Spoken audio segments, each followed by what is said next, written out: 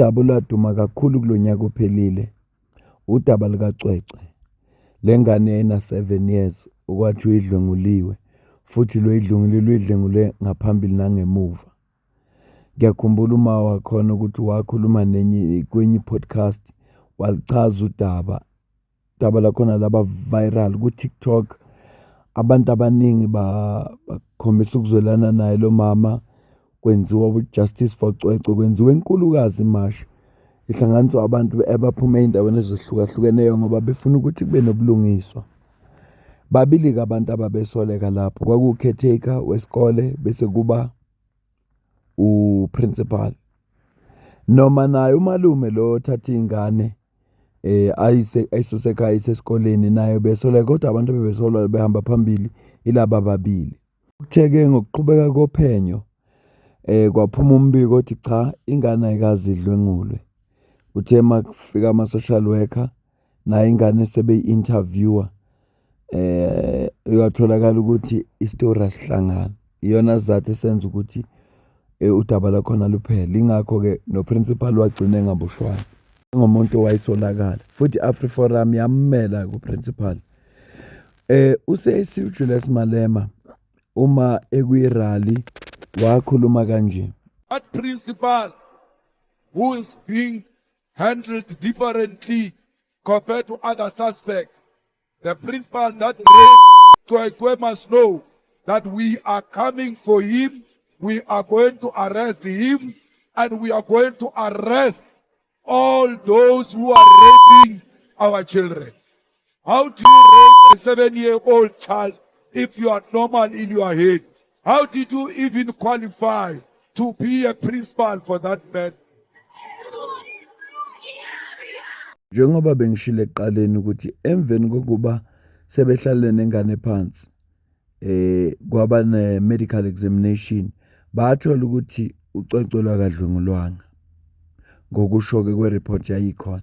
Esonto langomhla ka-9 ku-August 2026 kuphume i-article ebeyisazisa ukuthi i-AfriForum igcina ikwazile ukuconvince athingisho njalo i-NPA ukuthi uJulius Malema fanele prosecute for ukudicilela isithunzi sika principal phansi. Ngoba wakhuluma wazi wambuza ngomuntu odlwengulile, hayi njengomuntu ongumsolo njengoba duzwa kuleya video. Alingakazi usuku ohleliwe ukuthi kuzobe kuyinto yanini, kodwa maduze funa sazi ukuthi uJulius Malema uzoba prosecuted for a criminal injury. Bathi-ke udicilela isithunzi somuntu sesalo principal phansi. Okunye futhi abakuvezile ukuthi kuyicala uJulius Malema alifakile yena against uMusa Khawula. Uthe lezi zinto ayizibhalile ukuthi uyadivorce nomkakhe az-affectanga yena uJulius Malema kuphela, kodwa zi-affecte ngisho umndeni wakhe. Nenkantolo yamvuna ngoba wathi ngisho izingane zakhe ziyaphazamiseka uma zizofunda ukuthi abazali bayadivorce ekubeni zona zingakuboni lokho, so kukhona la ziphazamiseka khona.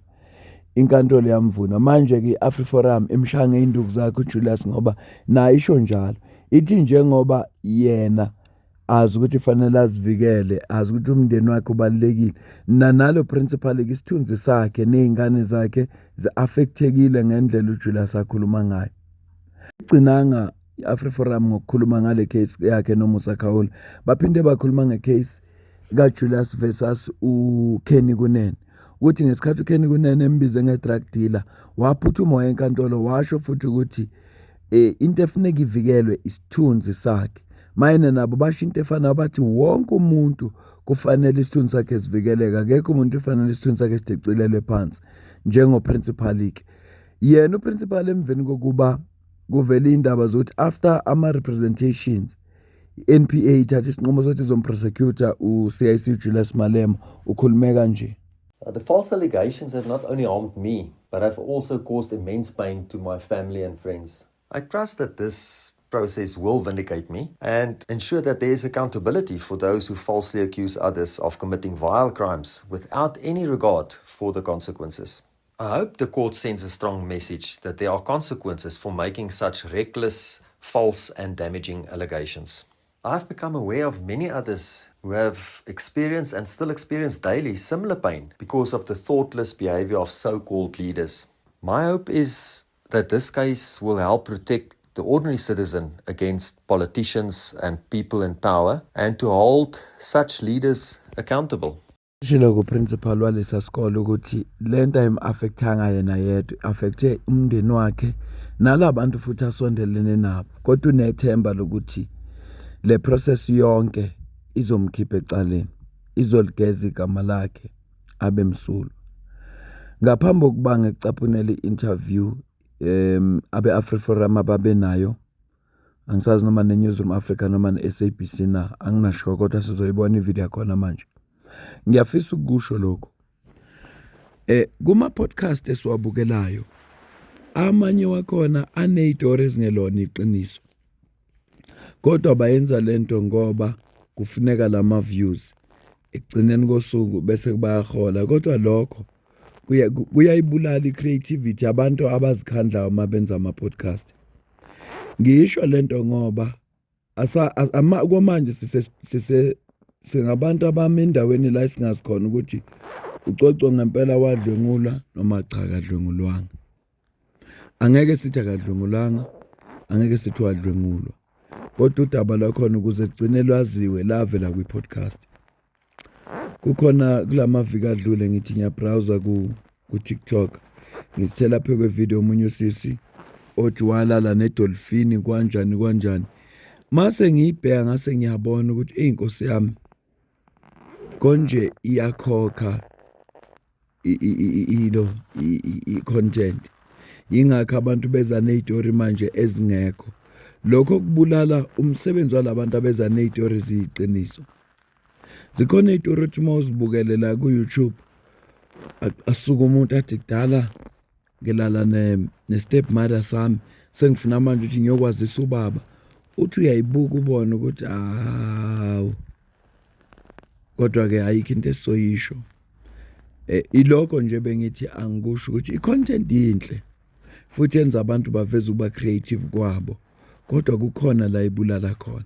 Wangishilo ekuqaleni ukuthi angizuphawula ngodaba likaCwecwe ngoba ngazi noma wadlwengulwa ngempela noma kadlwengulanga. Kodwa udaba lwakhe lavela nge-podcast. Angifuni ukubiza podcast yamuntu, angifuni ukubiza igama la podcast, kodwa khona ama-show esike sawabuka. Uthi uyayibona ubone ukuthi le story lesi sihleliwe. Ifana nalama show wemjolo, abo couple switching phones. Le anti yaplanwa, akusingoba kuyinto eyenzeka ngempela. Kodwa ke leyo inhle ngoba ayithunazi isithunzi samuntu. Abantu nje abazi-actelayo for fun. I-right ke leyo ngiyisola indawo. Kodwa ngizama ukukuvezela ukuthi khona into ezinjalo ongazi uyibuke wena ngempela uzuyithathe serious kanti akunamuntu nje oyi-stranger ongavela aqhamuke nje bese dinasi njengama couple funa switch ama-phones. Uyayazi ifoni yakho ukuthi i-crime scene, ungavumelani nje kokuqala ngoba uyayazi ifoni yakho ukuthi i-crime scene. Angingaphawuli lutho, bengithi nje angidlule kuleli phuzo. Okugcina njengomuntu oreportayo kufanele ngireport udaba lunje ngoba lunjalo. Ngenza ivideo la bengikhuluma khona ngodaba luka Deputy Minister waka Labour okuba uJomo Sibiya. Ngakhuluma ngezinto ezenzakalayo ukuthi sibabonile ongizwe bengena emakhampanini nophakela umthakathi noma Ncinza welakho. Ngaze ngafaka ngisho ama-video bese kuqhamuka umuntu athi angeke ngisubscribe kule channel ngoba wena usupport into engekho semthethweni. Manje funa ngiqamba mangithi lento ayenzeki. Yebo bathi akukho semthethweni ukuthi labantu bangene, kodwa uma i-Department of Labour isithele ngabandayo abantu behlupheka bese kuba khona organization esiza abantu, akufanelanga ngithi mina le organization basizile abantu naba bebeneyinkinga. Hayi impela ngikuncengile ngiyavuma, kodwa singaxhaphazani egameni lokuthi ngikuncengile ukuthi ubuka ama-video wami singaxhaphazani. Asimele nje iqiniso, wena mele iqiniso phela. Umane ungilwisa ukuthi ishinto engeyona. Kodwa uma ngabe siwabonile ama-organization engena emakhampanini basizakala abantu, sizosho kanjani lawo ma-organization awasebenzanga? Bengithi nje angidlule lapha singene odabeni le-AfriForum. FF leader Julius Malema set to face a criminal prosecution for allegedly falsely accusing Jaco Pieterse, the former principal of Bergview College in Matatiele, of raping a 7-year-old girl. The case relates to comments Malema made in April last year when he publicly accused Pieterse of raping the child and suggested he may have committed similar offences in the past. Pieterse later lodged a criminal complaint against Malema at the Sophiatown police station in June last year after the NPA declined to prosecute him over the alleged rape, citing insufficient evidence. Similar complaints were also lodged against ANC Secretary General Fikile Mbalula and Eastern Cape Education MEC Fundile Gade over the same allegations. All right, so Barry Bateman is from AfriForum's Private Prosecution Unit, and he joins us now live. Barry, very good morning to you, and thank you so much for joining us. So what specific evidence or legal principles underpin AfriForum's decision to pursue the criminal charges against Julius Malema for his public statements?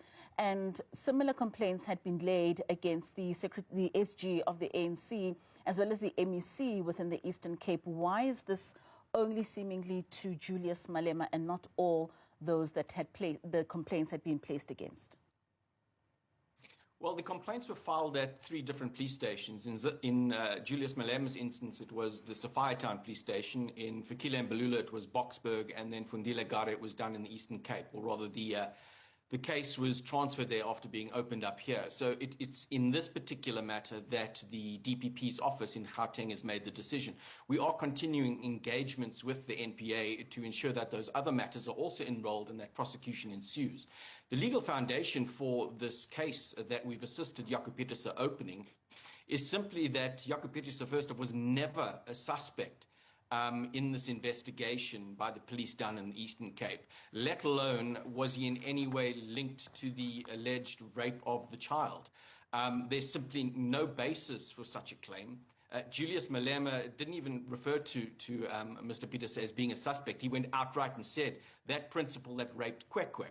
We say this is a fundamental violation of his rights to dignity, and that there should be consequences for this. And we point out in our letter to the NPA that Julius Malema himself has turned to the courts on numerous occasions when his rights to dignity have been violated, notably when Kenny Kunene referred to him as a drug dealer and associating himself with criminals, and when Musa Kawula said, something that his marriage was on the rocks. Julius Malema said not only his own dignity, but his wife and his family and everybody around him, their dignity was violated. But here he goes and calls a teacher one of the worst things somebody who works with children can be called, and that is a child rapist, and there must be consequences for that.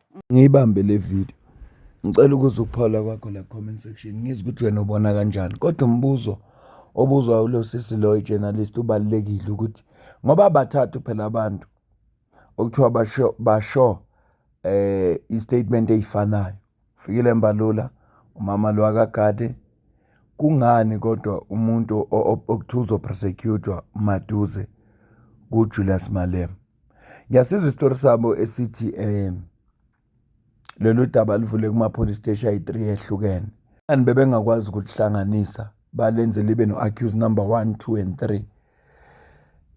Ngathi kulokhu ngizogcina ngihambelana nama fighter ekuthenini lena iAfriForum elwisana no Julius Malema isebenzisa noma iliphi ithuba engaselithole, hayi ngoba belwela ubulungiswa, hayi ngoba belwela isithunzi salo principal, kodwa balwa impi yabo abayilwa iminyaka no CIC Julius Malema.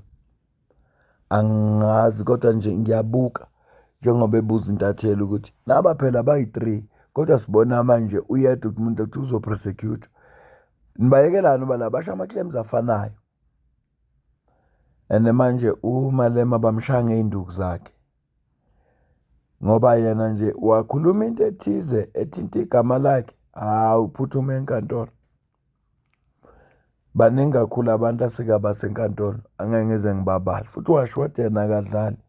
Igama lakho lisebenzele kanzima kabi ukuthi ngafika umuntu ayabhicilela isithunzi sakhe phansi.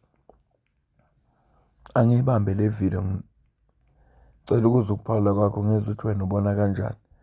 Kodwa ngale kwalokho mina nawe bese sidibana kwivideo elandelayo. Ngiyabonga kakhulu.